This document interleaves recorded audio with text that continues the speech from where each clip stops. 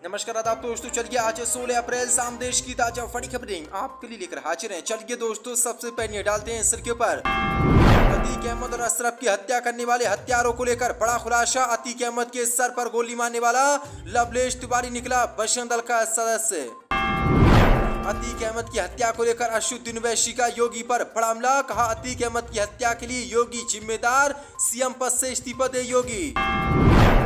प्रयागराज के कसारी मसारी के कब्रिस्तान में दफन होंगे अतीक अहमद और उनके भाई अशरफ अहमद, खोदी जारी खबर। दिल्ली शराब नीति घोटाले मामले में आज सीबीआई के सामने पेश होंगे केजरीवाल। बोले, ये भाजपाई बहुत हैं ताकतवर, मुझे भी आज करा सकते हैं गिरफ्तार। कर्नाटक विधानसभा चुनाव से ठीक पहले मोदी को तगड़ा झटका। बीजेपी के पूर्व सीएम ने पार्टी से दिया इस्तीफा। अतीक अहमद की हत्याकांड को लेकर योगी सरकार का बड़ा एक्शन। अतीक अहमद की सुरक्षा में लगे 17 पुलिसकर्मी सस्पेंड। प्रयागराज में इंटरनेट सेवा बंद। कपिल सिब्बल ने मोदी पर बोला बड़ा हमला। बोले, विपक्ष मुक्त भारत चाहती है बीजेपी, चुनाव आयोग और कोर्ट को लेना चाहिए संज्ञान। तो दोस्तों, सभी खबरों को एक एक कर विस्तार से आपको बताने वाले। वीडियो को आप अंत तक जरूर देखें और वीडियो को लाइक कर चैनल को सब्सक्राइब शुरू कर लें। इसी के साथ पहली फड़ी की मंडल के सामने अतीक अहमद और अशरफ को गोली मारने वाला हत्यारा लवलेश तिवारी निकला बजरंग दल का सदस्य। 64 पदें। अतीक अहमद की हत्या के बाद पूरे उत्तर प्रदेश में सनसनी फैल गई है। गैंगस्टर की हत्या करने वाले तीनों आरोपियों से पुलिस पूछताछ कर रही है। इसी बीच एक हत्यारे लवलेश तिवारी का नाम चर्चा में है। दरअसल यूपी पुलिस ने लवलेश तिवारी की फेसबुक प्रोफाइल को लेकर आज बड़ा खुलासा कर दिया है। लवलेश तिवारी के फेसबुक बायो की बात करें तो लवलेश तिवारी का नाम यहाँ महाराज लवलेश तिवारी है। बायो पर नजर डालने पर यहाँ काफी कुछ नजर आता है। सबसे पहले लवलेश ने लिखा है कि जय दादा परशुराम, जय लंकेश। इसके बाद लिखा है कि हम शास्त्र वाले ब्राह्मण नहीं हैं, हम शस्त्र वाले ब्राह्मण हैं। थोड़े नीचे आने पर लवलेश तिवारी ने खुद को बजरंग दल का जिला सह सुरक्षा प्रमुख बताया है। जो उस बड़ी अपडेट निकल के सामने पुलिस ने बड़ा खुलासा कर दिया फेसबुक से। लवलेश तिवारी जो कि एक आतंकवादी हत्यारा जिसने अतीक अहमद पर पहली गोली चलाई थी, उनकी हत्या कर दी थी। अब इसकी बड़ी अपडेट निकल के सामने बड़ा खुलासा हो गया है। जो लवलेश तिवारी हत्यारा वो बजरंग दल का सदस्य है और कार्यकर्ता निकला। जो उस बड़ी अपडेट आप देखते हैं, बीजेपी की योगी सरकार इस बजरंग दल के आतंकी पर बिल्डोजर इसके घर पर चलवाती है या इसका भी इनकाउंटर करवाती है नहीं। इसी के साथ बड़ी कीमत कैलकुलेशन है। अतीक अहमद की हत्या को लेकर ओवैसी का योगी पर बड़ा हमला। कहा, योगी है हत्या के लिए जिम्मेदार, अपने सीएम पद से दे योगी इस्तीफा। 64 पदें।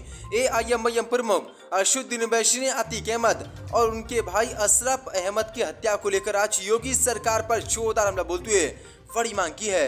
असदुद्दीन ओवैसी ने कहा कि इसमें सुप्रीम कोर्ट की निगरानी में एक कमेटी बननी चाहिए। मैं सुप्रीम कोर्ट से अपील करता हूं कि वह इसका खुद संज्ञान ले और इस मामले पर एक समय सीमा में जांच होनी चाहिए। इस कमेटी में उत्तर प्रदेश का कोई भी अधिकारी ना हो, क्योंकि उनकी मौजूदगी में यह हत्या हुई है। असदुद्दीन ओवैसी ने कहा कि आप गोली मारकर जय श्री राम के नारे क्यों लगा रहे हैं? इनको आतंकवादी नहीं कहेंगे तो क्या कहेंगे भाजपाई? क्या भाजपाई इन पर फूल का हार पहनाएंगे? जो लोग इनकाउंटर का जश्न मना रहे थे, शर्म से डूब मरो तुम सब लोग। असदुद्दीन ओवैसी ने कहा कि कल जो हत्या हुई है उसकी जिम्मेदारी उत्तर प्रदेश के मुख्यमंत्री योगी की है। अगर उनमें संवैधानिक नैतिकता जिंदा है तो उनके अपने पद को छोड़ना पड़ेगा। इतना ही नहीं, असदुद्दीन ओवैसी ने मांग करते हुए कहा कि हमारी मांग है कि उत्तर प्रदेश के मुख्यमंत्री योगी अपने पद से इस्तीफा दें और राष्ट्रपति शासन उत्तर प्रदेश में लगाया जाए। वहीं सुप्रीम कोर्ट इस मामले में एक जांच दल बनाए और इसका खुद संज्ञान ले। योगी के साथ बड़ी कीमत कैलकुलेशन। प्रयागराज के कसारी मशारी के कब्रिस्तान में दफन होंगे अतीक अहमद और अशरफ, खोदी जारी कब्र। 64 पदें। प्रयागराज के कसारी मशारी के कब्रिस्तान में कब्र खोदी जारी है। यहीं आज अतीक अहमद और उनके भाई अशरफ अहमद को दफनाया जाएगा। इससे पहले शनिवार को अतीक अहमद के बेटे असद को भी इसी कब्रिस्तान में दफनाया गया है। असद के सबको शनिवार की सुबह ही झांसी से प्रयागराज लाया गया था। असद को दफनाए जाने के बाद शनिवार की देर रात असद के पिता अतीक अहमद और चाचा अशरफ की गोली मारकर हत्या 3 गुंडों ने कर दी। जिसके बाद अब बड़ी अपडेट निकल के सामने रही। अतीक अहमद और उनके भाई अशरफ अहमद को भी कसारी मशारी के कब्रिस्तान में दफनाने की तैयारी की जा रही है। आज उनको दफनाया जा सकता है। जो बड़ी अपडेट निकल के सामने आ रही है। इसी के साथ श्रीफल की मन कैलकुलेशन कर्नाटक विधानसभा चुनाव के बीच मोदी को सबसे बड़ा झटका। बीजेपी के पूर्व मुख्यमंत्री ने पार्टी से दिया इस्तीफा। 64 पदें। कर्नाटक विधानसभा चुनाव से ठीक पहले मोदी को आज तगड़ा झटका लगा है। दरअसल आपको बता दें, कर्नाटक के बीजेपी के पूर्व मुख्यमंत्री जगदीश शेट्टर ने 10 मई को होने वाले कर्नाटक विधानसभा चुनाव के लिए बीजेपी की ओर से टिकट नहीं मिलने पर रविवार को पार्टी से इस्तीफा देने की घोषणा की। शेट्टर ने कहा कि वे पार्टी और विधानसभा से इस्तीफा देंगे। दरअसल आपको बता दें, उन्होंने बीजेपी पर गंभीर आरोप लगाते हुए कहा कि जिस तरह से मुझे अपमानित किया गया उस समय परेशान हूँ। मैंने सोचा कि मुझे उन्हें चुनौती देनी चाहिए, इसलिए मैंने चुनाव लड़ने का फैसला किया है। मैं सिरसी जाऊंगा और विधानसभा से अपना इस्तीफा सौंप दूंगा। आखिरकार मैं उस पार्टी से इस्तीफा दे दूंगा जिससे मैंने राज्य में बनाया था। जो बड़ी अपडेट निकल के सामने, तगड़ा झटका कर्नाटक विधानसभा चुनाव के बीच में मोदी को लगा है और बीजेपी के पूर्व मुख्यमंत्री जगदीश शेट्टर ने पार्टी से इस्तीफा दे दिया है। इसी के साथ श्रीफल की मन कैलकुलेशन दिल्ली शराब नीति घोटाले में सीबीआई के सामने पेश होने से पहले बोले केजरीवाल, ये लोग बहुत हैं ताकतवर, भेज सकते हैं जेल।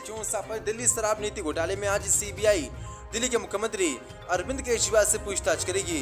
पूछताछ के लिए जाने से पहले सीएम केजरीवाल ने ट्वीट कर कहा कि सीबीआई ने मुझे बुलाया है, थोड़ी देर में निकलूंगा। जब कुछ गलत नहीं किया तो छिपाना किया। ये लोग बहुत ताकतवर हैं, किसी को भी जेल भेज सकते हैं, चाहे किसी ने जुर्म किया हो या ना किया हो। केजरीवाल ने आगे कहा कि कल से इनके सारे नेता चिल्लाकर कहना है कि केजरीवाल की गिरफ्तार करेंगे। शायद बीजेपी ने सीबीआई को आदेश भी दे दिया है कि केजरीवाल को गिरफ्तार करना है। अब बीजेपी ने आदेश दिया है तो सीबीआई की मशाल क्या मशाल है। दरअसल आपको बता दें, आपका नीति मामले में पूछताछ की सीबीआई ने दिल्ली के मुख्यमंत्री अरविंद केजरीवाल को आज पूछताछ के लिए तलब किया है। दिल्ली के लोधी रोड स्थित सीबीआई मुख्यालय के बाहर अर्धसैनिक बलों समेत 1000 से अधिक पुलिसकर्मियों को तैनात कर दिया गया है। और बड़ी अपडेट निकल के सामने, अरविंद केजरीवाल ने आशंका जताई कि जैसे मनीष सिसोदिया को पूछताछ के दौरान गिरफ्तार कर लिया गया, वैसे ही बीजेपी सीबीआई के द्वारा आज मुझे गिरफ्तार भी करा सकती है। जो बड़ी अपडेट के साथ बड़ी कीमत कैलकुलेशन, अतीक अहमद की हत्या के बाद योगी सरकार का बड़ा एक्शन। अतीक अहमद की सुरक्षा में लगे 17 पुलिसकर्मी सस्पेंड। प्रयागराज में इंटरनेट सेवा बंद है। 64 पदें। अतीक अहमद की हत्या के बाद सूत्रों से मिली जानकारी के मुताबिक उनकी सुरक्षा में लगे 17 पुलिसकर्मी सस्पेंड कर दिए गए हैं। साथ ही प्रयागराज में इंटरनेट सेवा बंद कर दी गई है। सीएम ने 3 सदस्यीय जांच समिति का गठन किया है। साथ ही उन्होंने न्यायिक जांच के आदेश भी दिए हैं। देर रात सीएम आवास के बाद सुरक्षा भी बढ़ा दी गई है। अतीक अहमद की हत्याकांड के बाद से प्रयागराज में धारा 144 लागू कर दी गई है। इंटरनेट सेवाएं बंद कर दी गई। प्रदेश में कानून व्यवस्था बनाए रखने के लिए सीएम आवास पर उच्च स्तरीय बैठक हुई। इस दौरान सीएम आवास पर डीजीपी के विश्वकर्मा, स्पेशल डीजी कानून व्यवस्था प्रशांत कुमार, प्रमुख सचिव गृह संजय प्रसाद एवं अन्य पुलिस अधिकारी भी इस बैठक में मौजूद रहे। लेकिन बड़ी अपडेट निकल के सामने, 17 पुलिसकर्मियों को योगी सरकार ने सस्पेंड किया है, जो कि जब अतीक अहमद और अशरफ आदम आ रहे थे अपना मेडिकल जांच कराने के लिए, तो उनकी सुरक्षा में ये 17 पुलिसकर्मी मौजूद नहीं थे और ऑफ ड्यूटी थे।